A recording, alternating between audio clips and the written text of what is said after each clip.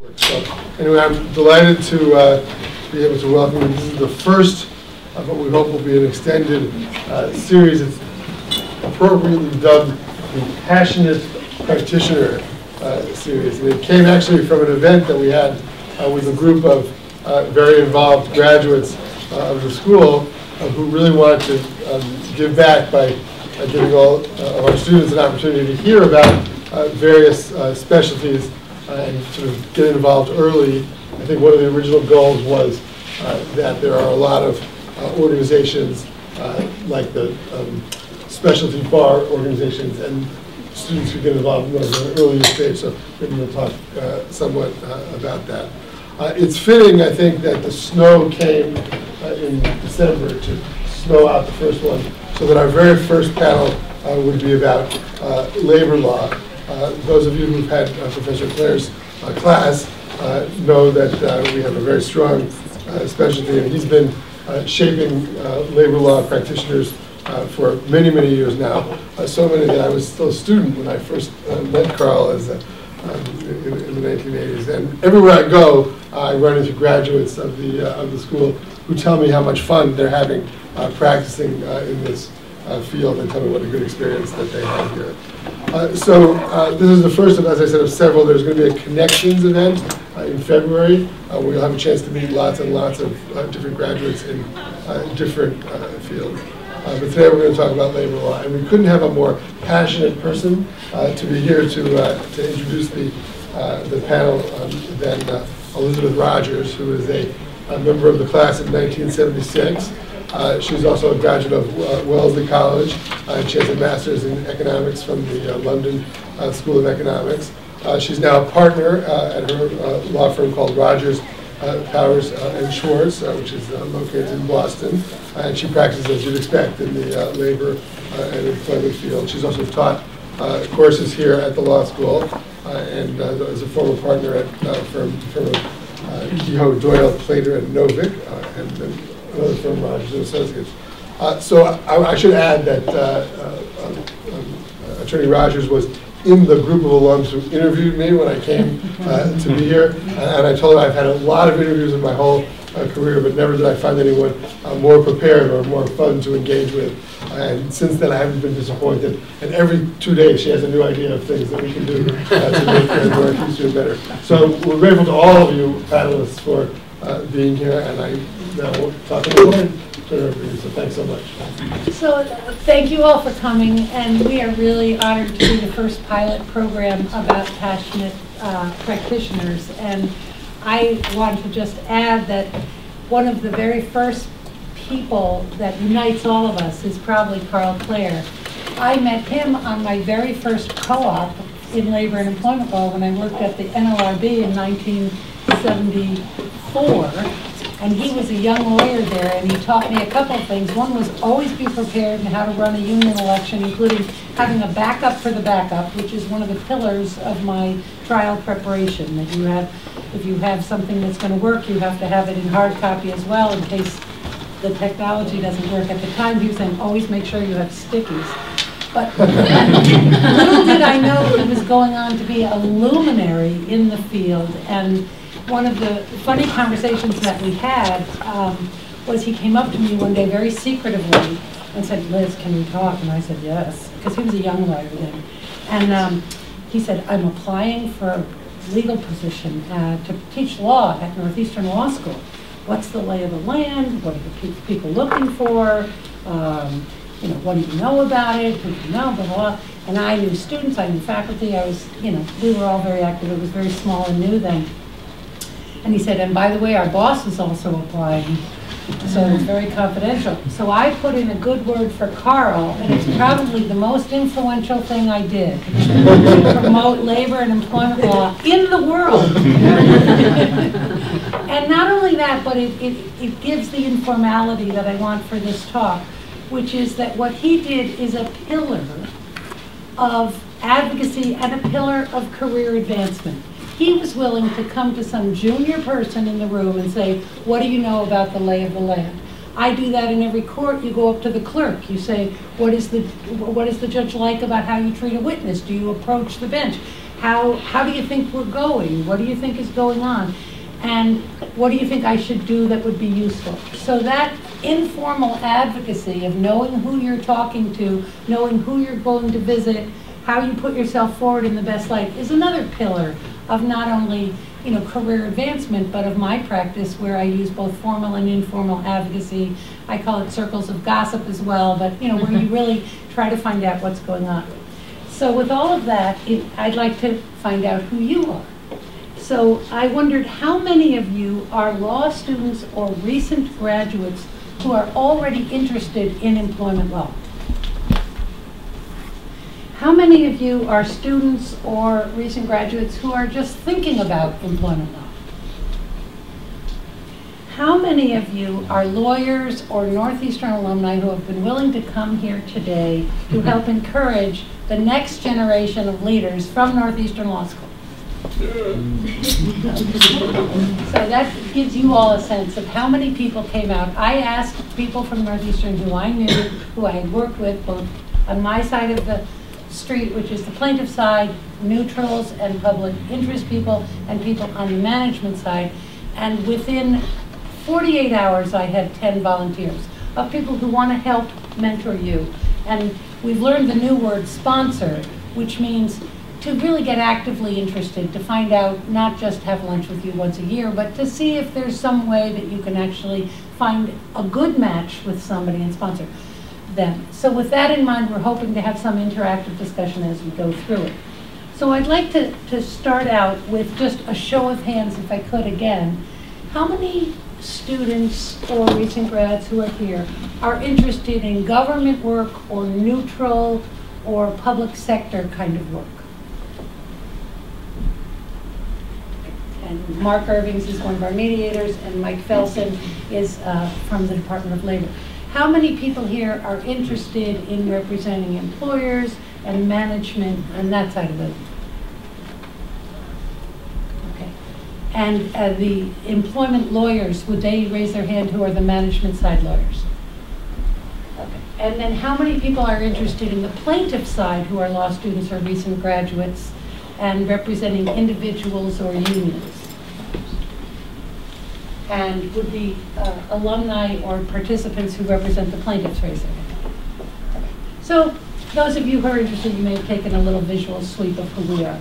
So let me start out by introducing Mike Felsen. You all have the introductions, you've seen this. Mike Felsen has 30 years of career with the Department of Labor, which is the most expensive agency in the government. It has now over 200 whistleblower laws alone, or I mean, how many laws? God, I hope not. No, we do about 25. We enforce about 25% whistleblower laws. They have wage and hour, they have OSHA, they have Sarbanes-Oxley. Every time there's a brand new area of law, you can be sure that Department of Labor is helping shape it and grow it. And when we started out in law school, we didn't have any courses in wage and hour. We didn't have any courses in anything that Mike does. So we have decided to give the whole time to him. No. But I've asked Mike, what's particularly interesting is he has grown within one career. And many of us will never do that again. Many of the people in your generation will be, starting out digging ditches and ending up making films, or you'll have completely different careers. No, you'll all be very, very good lawyers. I'm just saying there's a huge. Oh no, that was But I'd like Mike to tell us, from the point of view of somebody who really deepened into a field that actually did explode and change in an interesting way over his lifetime. How did you get into it, Mike? That's a pretty fair introduction, Liz. And I mean, in terms of sort of the history of labor law, basically in our sort of career period. Well, I'll start sort of from the beginning of my own interest. Was having graduated from college back in '71, which was during the height of the Vietnam era. I moved to Vermont, kind of to get away from it all, and sort of to try to recharge batteries after doing a lot of, being out in the streets. and ended up working with low-income unemployed people in Vermont. And I did that, ended up being the area director for a couple of counties in Vermont, of working with both high school dropouts who were unemployed as well as unemployed adults. And it was, in certain ways, very fulfilling work, but also was kind of frustrating work, because it was sort of social work, and it was putting Band-Aid, you know, the classic Band-Aid on a cancer. And I sort of felt like, well, you know, this is there a way to be a little bit more, have a little bit more of a proactive influence on conditions in the world? And, you know, of course, I shouldn't say of course, I did think about law. I knew some friends who had gone into law. As it turned out, I only applied to Northeastern because I only wanted to go to a school that really was committed to public, obviously it doesn't only do public service, but really had a reputation for integrity and public service, and yeah, it's really social justice kind of agenda, which is what I was interested in. I came to Northeastern. I was immediately delighted to be here. I loved the student body. I loved working with the faculty. But as Liz said, you know, and I was very interested in labor, and I took both Labor Law 1 and Labor Law 2 with who was then the luminary Tom Campbell.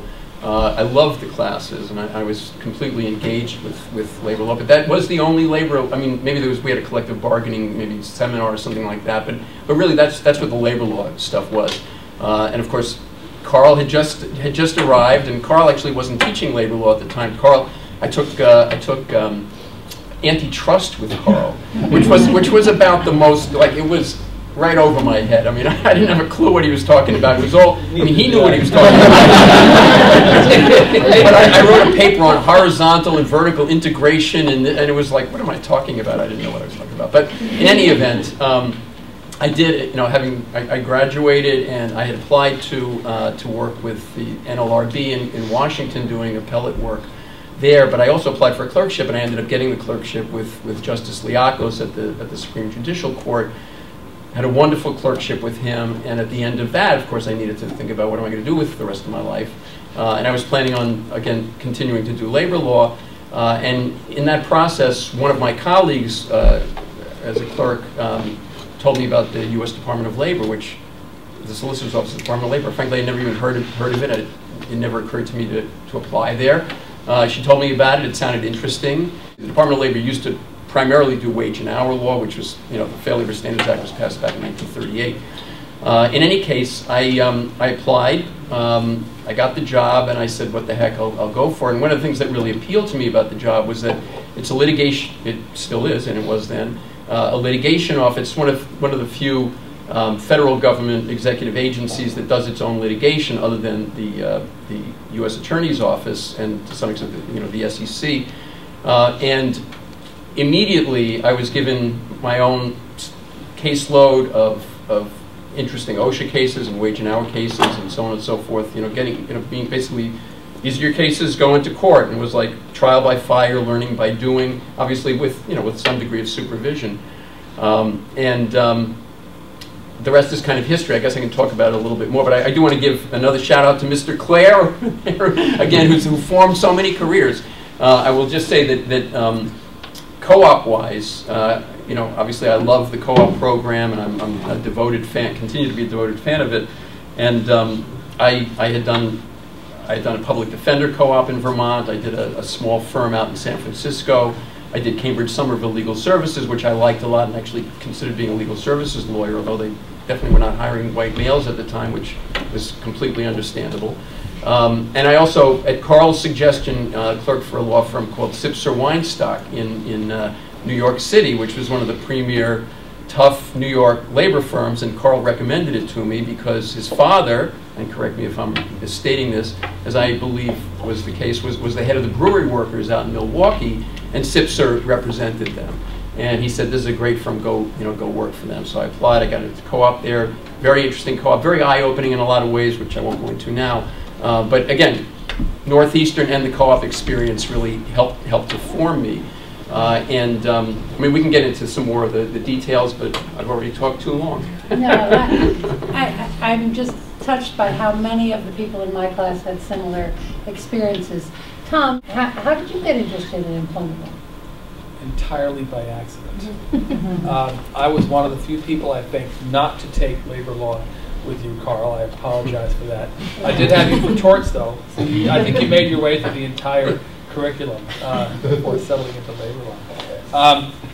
You know, I got out of law school in '87. I clerked for a year. I then went to work for what was then one of Boston's larger firms, Hill & Barlow. May it rest in peace. It went out of business exactly 10 years ago this week for reasons that I won't dwell on. It had nothing to do with my departure. However, not I had left long ago. But you know, at the time, Hill & Barlow, like a lot of other firms of its type, associates basically rotated through various departments. And so in the first 2 years that I worked there, I got a smattering of everything. I got some bankruptcy law, some architecture law. It's one of the few firms in the country that specialized in representing architects in all aspects of their practice. I now know my way around an AIA contract. Commercial litigation of all types. And then eventually I sort of stumbled onto some employment cases. And I discovered that I had a real passion for it. It was both handling litigation matters and also an introduction into the counseling side of things. And I discovered that I really had both a knack for it and an interest in it.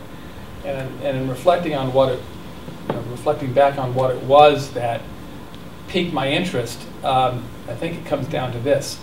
What people do for a living is incredibly central to their own identity.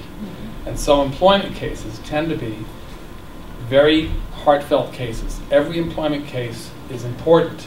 It's important to the employee. It's important to the employer. The fact patterns are endless. And that's what has kept my interest all these years. I like to tell people when they say, oh, what's it like being an employment lawyer? I can tell more war stories than anybody else, and as can all of us. Anybody who does this has, the amount of mischief that employees and employers get into is just fascinating. And there is a saying that bad facts make for bad law. There's a lot of law, and there's a lot of bad facts. But tell me, when we were talking before, you said that you were a zealous advocate for quite a long time, and then a light went on when you learned this counseling piece and the advising piece, and that was a turning point of some kind. Can you tell the students what that was for you? Sure. It was probably not just one light, it was probably a series of lights. So, I grew up in a household of political progressives, and so I've always had sort of a progressive political bent to me. And so, people always ask, well, how can you be a progressive and represent management? I like to say I'm cleaning up the workforce one employer at a time. And I really do think that. A lot of my clients are companies. They're closely held companies, privately held companies, family-run companies. And there's often some degree of dysfunction in them. And they need lawyers to go in and help clean them up. They need to understand best practices as much as the Fortune 500 companies, perhaps even more so, because the employment relationship tends to be intensely personal in the smaller company. Most of my clients tend to be smaller companies, and so over the years I've developed quite a collection of these small companies that are my clients, and they view me as their HR person. And I go in and we'll do annual trainings on anti-harassment training. We'll do trainings to management groups on a myriad of topics, whether it's how to administer leave policies, how to do a better job of doing progressive discipline. If you offer that type of training to your clients, at the end of the day, they have fewer litigation events. They have happier employees, and it makes just for a better workplace. That was my life bulb. I control and plaintiff people, but I'd like to hear from Beth. Beth graduated in '09, and tell about your circuitous way to being employed. She does, what's this called, a release of information. She works for me.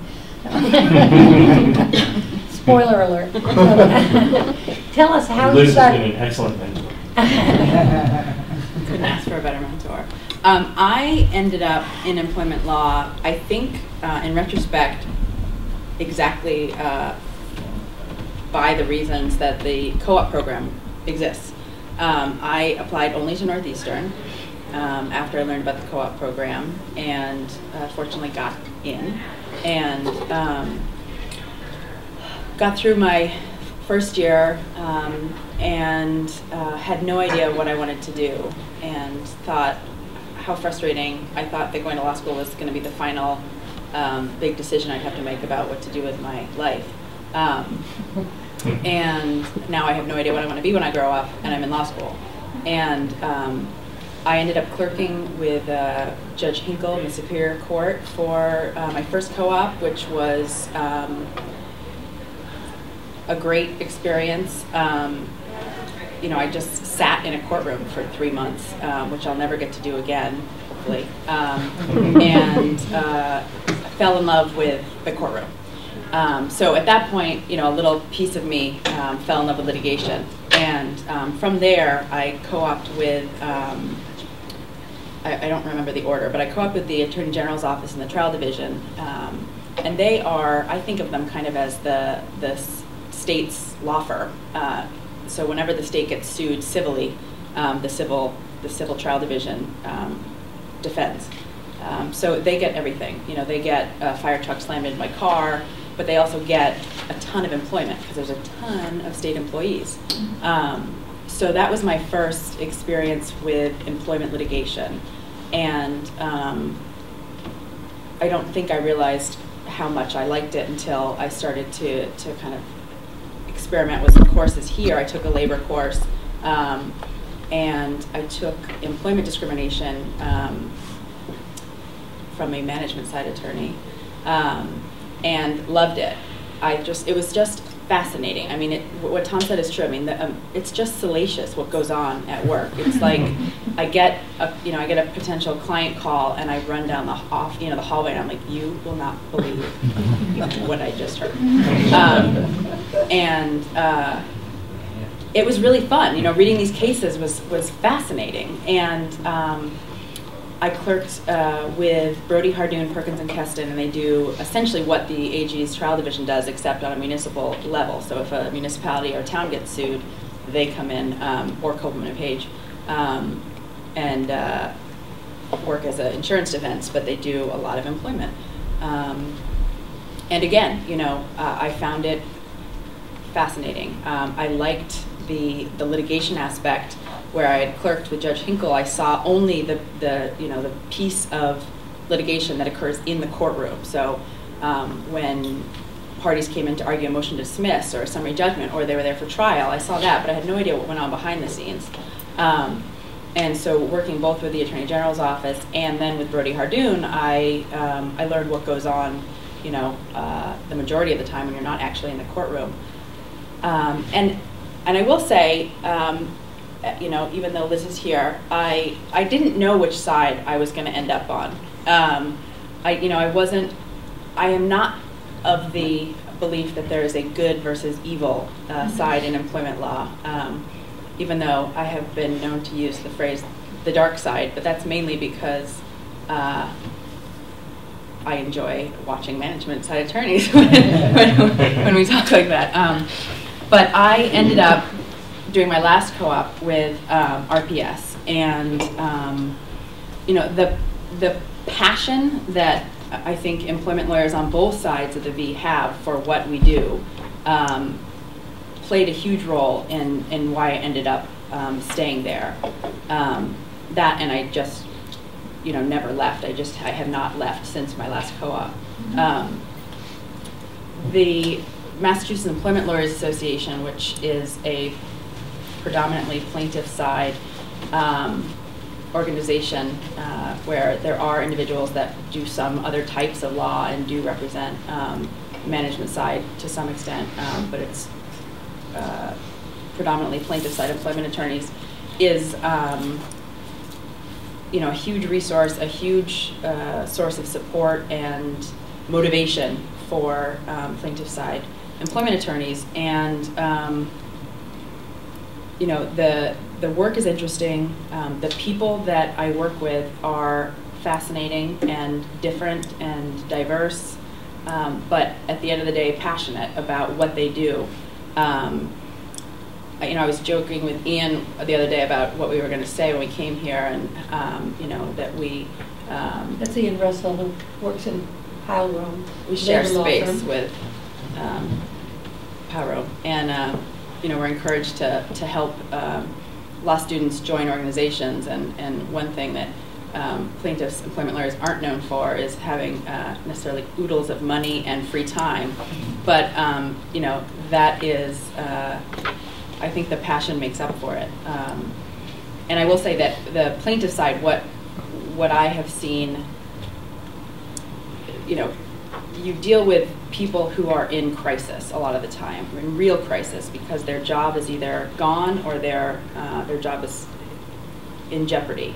And that's terrifying for your client and for your client's family.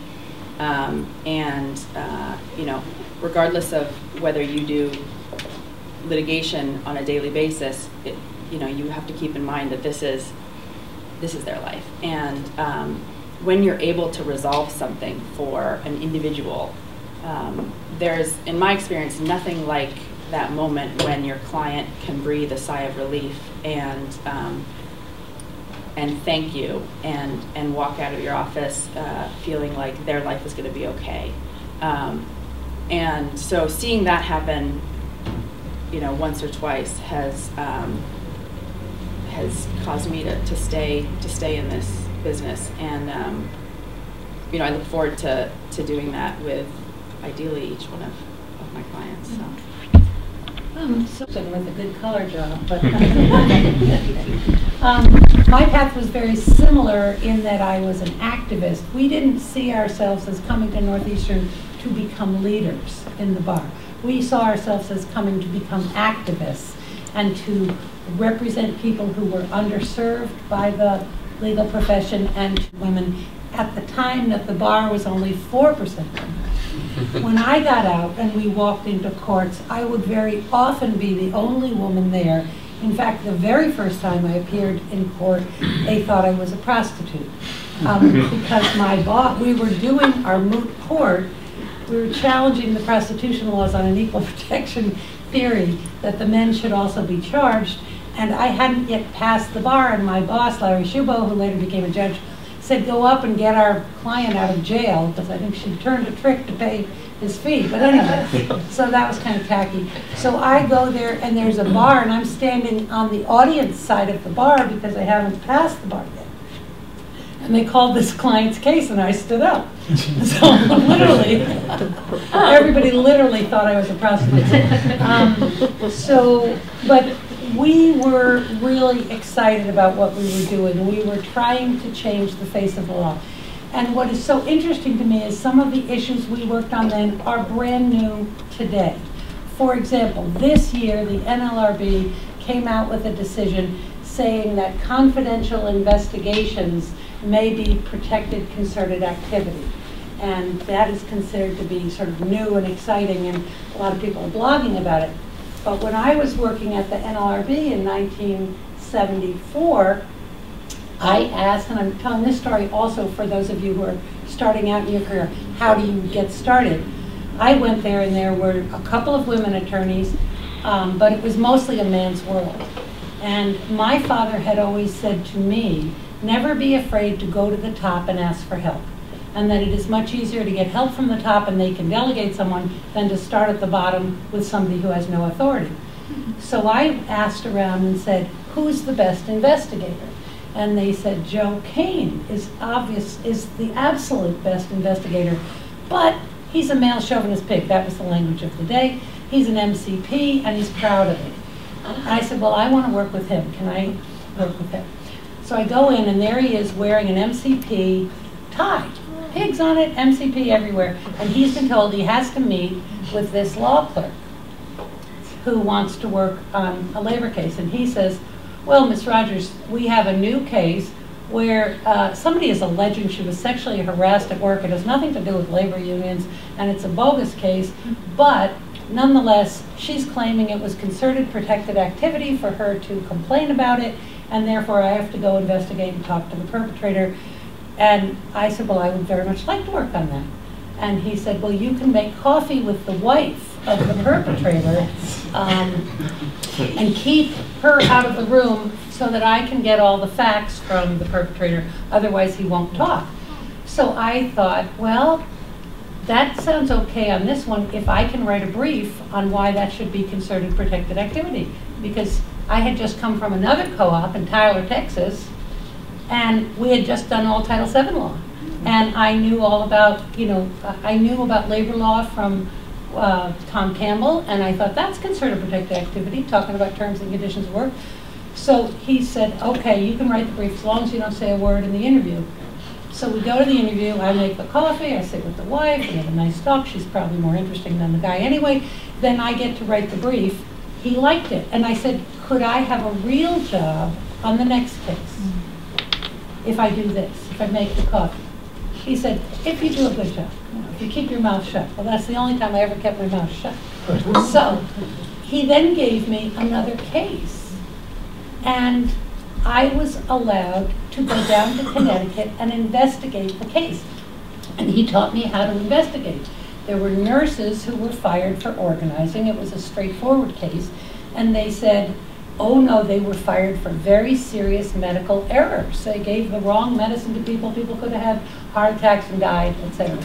So Joe Kane said, you go down there, you look through medical records, you take a random sample approach. You take every 7th medical record. We didn't have as much HIPAA and privacy then. And you look for the doctor's orders, and you look for the medication charts, and you match them up, and you come back and find out if there are 20 nurses who have made med errors who have not been fired. Took me 2 hours. Took every 7th case. Within 2 hours, I had 20 people who had made you'd never want to be in that nursing home, I'll tell you that. But nonetheless, I was able to come back, and he was so pleased that I was doing exactly what he said, that he allowed me to become the first student to ever present a case to the regional attorney and the complaint issued, and I was an employment lawyer. That was so exciting. And why I tell that case is because last Tuesday of this week, I was talking to Inga Bergstein, who's Rachel's boss, or one of the partners in Rachel's firm, and she just gave a talk at another law school where the minority students asked her, we are being asked to sit at the table at big cases if there's a race issue. We just have to be the black spot. We have to be the Hispanic person. But we don't get any of the real work. We just get to be the visibility. What do we do? And she literally raised this in MILA, which is the Mass Employment Lawyers Association, of reporting on what she was doing for outreach, like I'm doing this outreach. And I thought, those are skills we need to learn in law school, and we learn them in co-op. We learn them by talking to each other. We can learn them through mentoring. And it's an old problem, but it's going to keep happening. So those are 2 thoughts, and I won't go into the flaccid penis case that I just settled, or any other. The one time that I did a deposition, and there was a guy who supposedly had a consensual affair, and then criticized the woman and fired her after she stopped sleeping with him, and he was, of course, denying there had ever been an affair. And I had learned through Northeastern and through teaching here how to do depositions, because we had a civil advocacy class and we did depositions, and one of the things was, how do you depose somebody to find out that there has been an affair and what's the evidence of it? And one of the things I will say to you is just try to find any way you can to do depositions, because it's only by doing them and reading about them and doing them that you get the hang of how to get people talking to you. And when you're an employment lawyer and you can get people to talk to you, there are so many interesting stories, and you can get them to talk about things they're proud of. And one of the things that I developed in my career doing depositions that I'm particularly proud of is that you would take a deposition of the bad decision maker, the person who fired or didn't give the equal opportunity to our client. And you go through their resume at the beginning and say, oh, you went from this job to that job. How did you do that? Oh, somebody helped me. Well, where'd you get the training? Oh, the company trained me. Oh, when you left this job, why did you go there? It was for a better opportunity. And you get all of the things that happen, and then you say, did you train this person? Did you mentor them? Did you go to lunch for them? Did you do any of that for this person? No. And they then settle the case. What I've found is that if you can bring up somebody's own personal story into their decision making, they then say, I don't want to be the person who didn't do this. I wasn't aware that I did that. So it's constantly evolving from the very zealous advocacy at the beginning of our career when we didn't even talk to people on the other side. And we had nicknames for them and had to change the names of files before we submitted attorney's fees petitions. Because there were some rude names we used to give the attorneys. None of that happens anymore. No, and in point, we were talking about this just before the program started. Yeah. It's been my observation, and I'd be curious to hear what others have to say. I think the management side and the plaintiff side of the bar is more congenial today than it's been in the 25 years I've been doing this. And why do you think that is, Tom?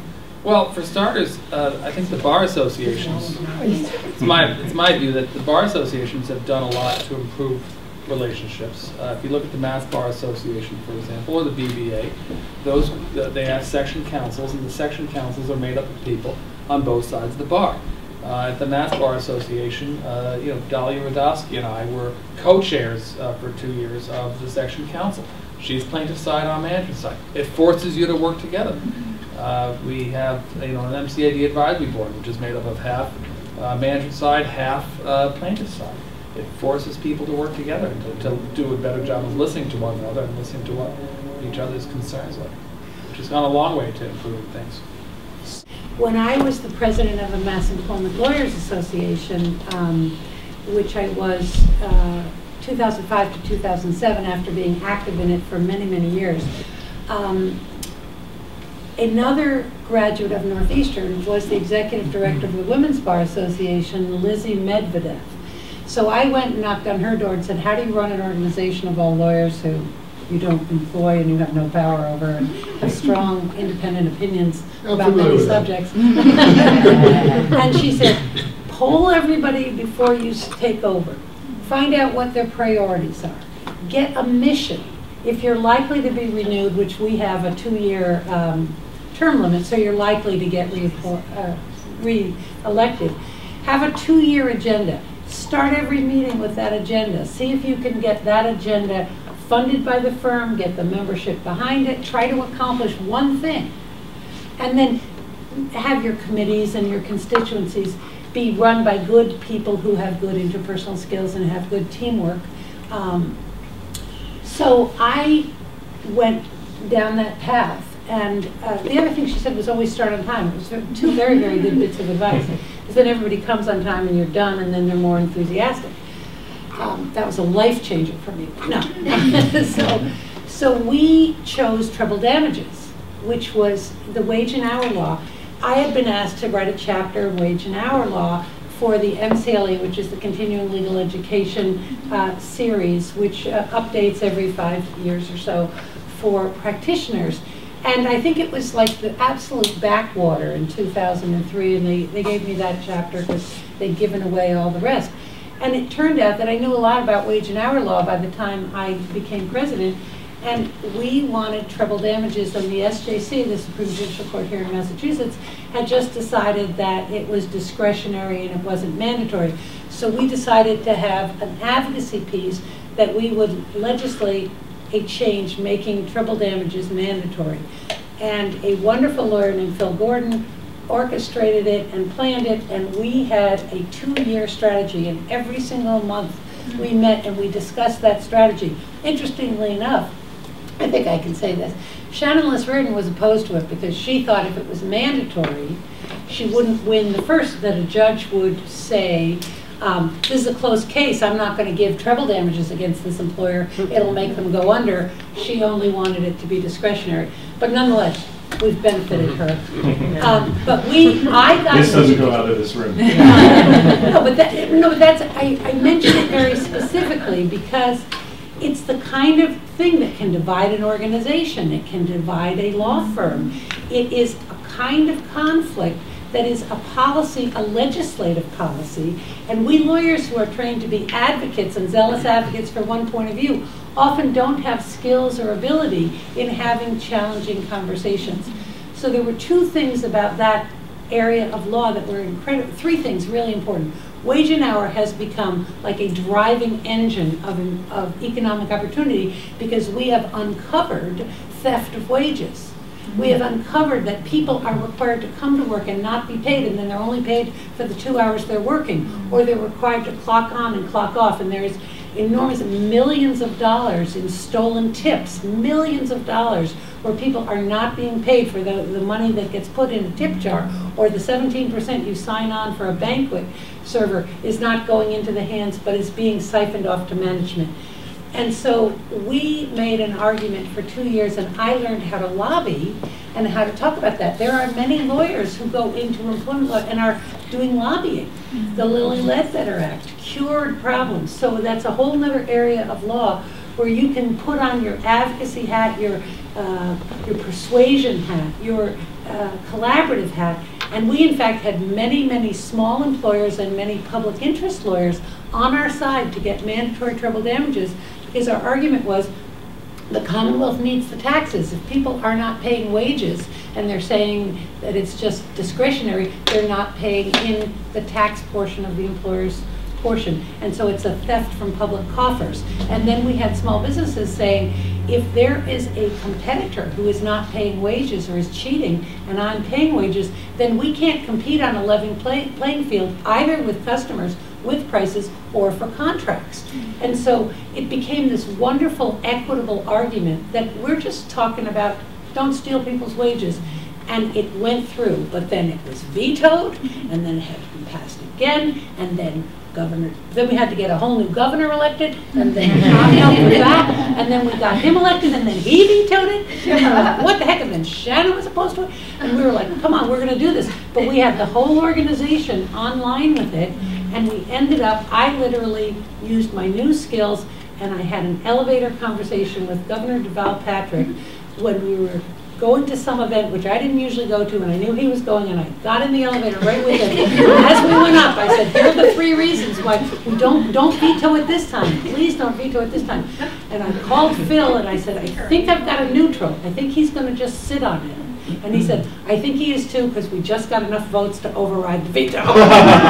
So and that was the last time the governor took an elevator with me. Yeah. The first person who wouldn't take an elevator ride with me. Once I locked management into the elevator. Actually, it just got stuck in my old building, and I yelled down and said, write me a check and I'll call for... I just wanted to segue from what Liz was just talking about in terms of wage hour, because it triggers something that I wanted to just at least touch on. In terms of real changes that have happened in the Department of Labor in recent years, which is in the wage hour field, for example. Historically, the way wage and hour investigators, there are a whole bunch of agencies that do the investigative work, and we, the solicitor's office, do the legal work, the litigation in case cases don't get resolved at the investigative stage. Historically, the way wage and hour did their work was that someone would complain and say, I didn't get paid my overtime, this week. And they would go out and they would investigate that complaint, and they would see whether other people also didn't get paid their overtime, and if they did, they would resolve the problem for the particular establishment, okay, and they would get the back wages for that person.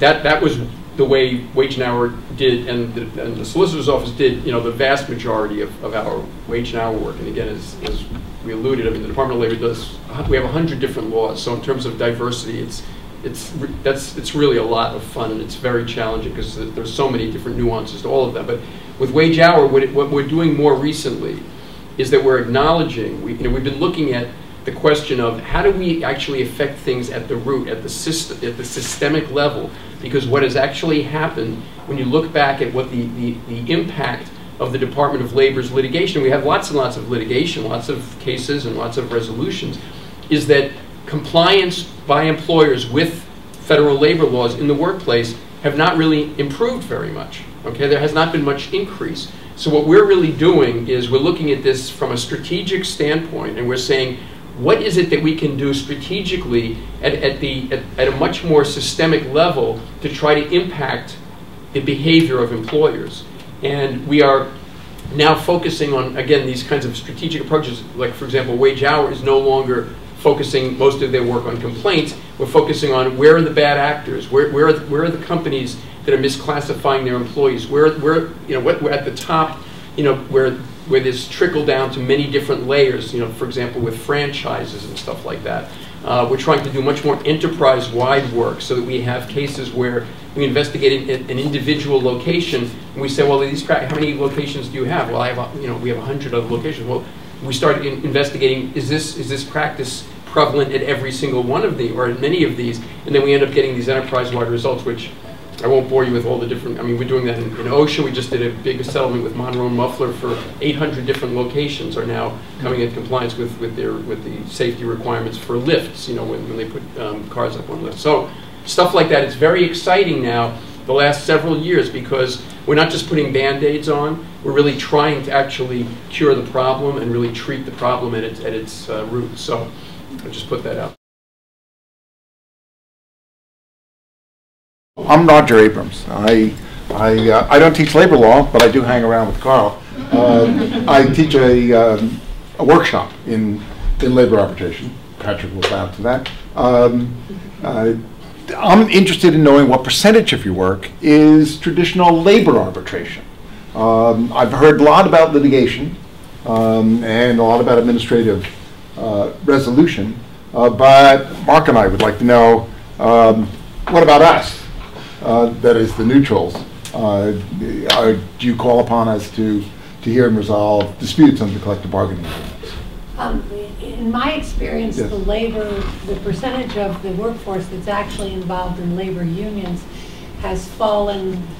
Some people say it's around double digits. Some Yeah. people say it may be less than that. So in the private practice, the way we mostly deal with labor cases is in the public sector. To be perfectly honest, that's the majority of my experience with it.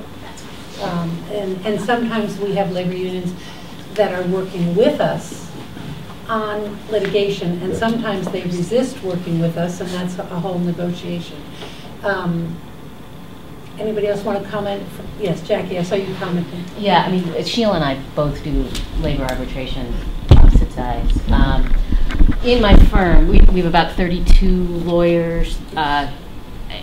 We probably have, if I have to guesstimate, somewhere in the neighborhood of 8 to 9 lawyers who are probably doing 100% traditional labor law. My practice, when I started, I wanted to be a traditional labor lawyer. That's what I thought I was really going to get to do. And in the beginning, I did have probably a 50-50 split.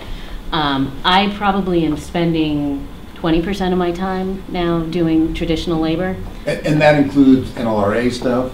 It does, but I will say most of my practice is less NLRA and more arbitration work, my traditional labor work. I actually had an arbitration last week, but it was a sexual harassment case, which is sort of nice to actually take both parts of it was an individual who was terminated for sexual harassment, which is a unique perspective for me because my key witness is the union employee who was sexually harassed. So I get to do your job, which is something I never get to do.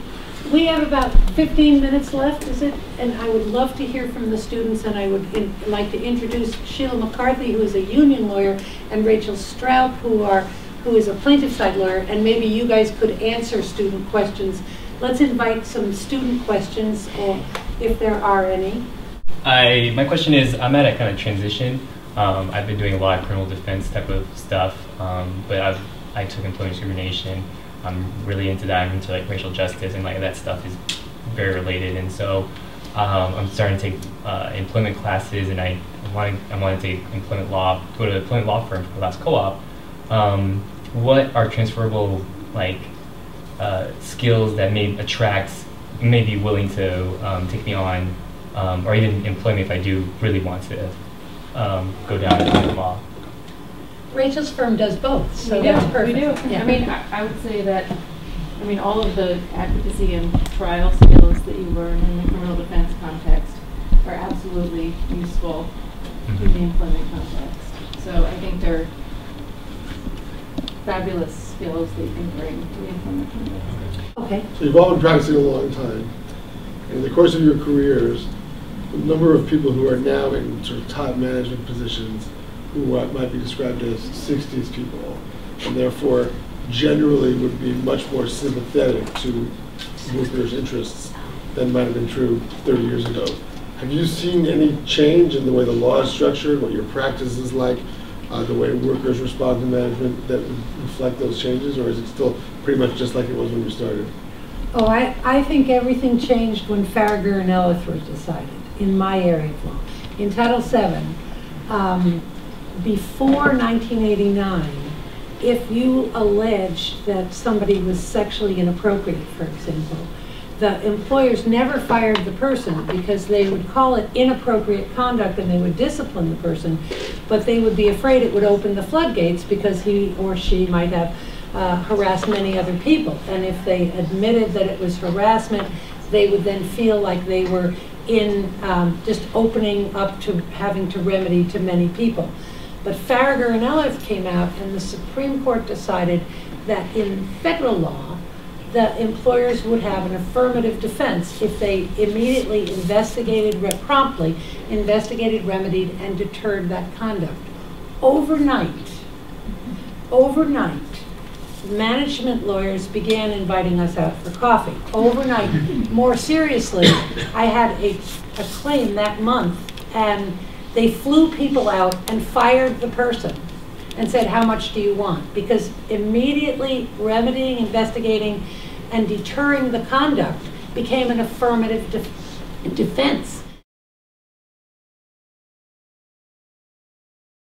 If I could just, I want to just give a little announcement about the Department of Labor more generically because, well, first of all, if you're interested in it, you go to our website. It's extremely robust. It has a million facts and information. But I just wanted to mention that as lawyers, while the solicitor's office does the litigation, there are these various agencies. There are many lawyers who actually work in other agencies like the Employee Benefit Security Administration is the agency that enforces ERISA. Very complicated law. Half of their staff are lawyers. The Wage and Hour Division also has lawyers. The national office is a huge building with lots of lawyers in many different agencies, not only in the solicitor's office. So again, if you're not necessarily interested in trial work, but we're interested, for example, in doing investigations and still, vindicating the rights of workers under federal law, there are many opportunities in the department. So please look at the website. Yeah, another way to vindicate the rights of employees is here in Massachusetts we have something called the Joint Task Force. And the Joint Task Force is made up, it's coordinated by the Attorney General's office, but they are coordinating the efforts of a number of different state agencies. They hire attorneys, they hire investigators, they hire recent law grads as investigators and as attorneys, but they are taking a more coordinated approach to the enforcement of state employment laws, especially around the areas of prevailing wages and the more general wage and hour acts. And so I would urge all of you to think of more broadly as well. The Department of Industrial Accidents is part of it, the Attorney General's office, the Insurance Fraud Bureau, which enforces the workers' compensation laws. There is an interesting nexus between employment law and criminal law. So there are some criminal aspects to employment law. I've had the pleasure of defending some individuals in criminal proceedings arising from employment cases. So it's out there. You've probably been raising your hand for it's actually another invite. In March, the Northeastern University Law Journal will be hosting a symposium on worker misclassification. So if anybody would be interested in speaking at that, you can give me your card, or my email address is kswebster@mac.com. I also have an invitation, which is MILA, the Mass Employment Lawyers Association, has authorized me to say if anybody wants to become a member of MILA, the student membership is $25, and anybody here who is one of the faculty members will pay it for you. It will get knocked off your MILA dues. Mm-hmm. So and MILA is MILA is a secret society. She's the secretary. Plaintiff only lawyer. No, MILA is you certify that your practice consists of 67% plaintiff side work, plaintiff employment law work. Practice. So there are MELA members who represent management side clients, but it's not the majority of their practice. And there's also folks that do general practice, so they may do some personal injury or whatever. But the majority of their practice and the thrust of the organization is advocating for employee rights. So that. But if anybody wants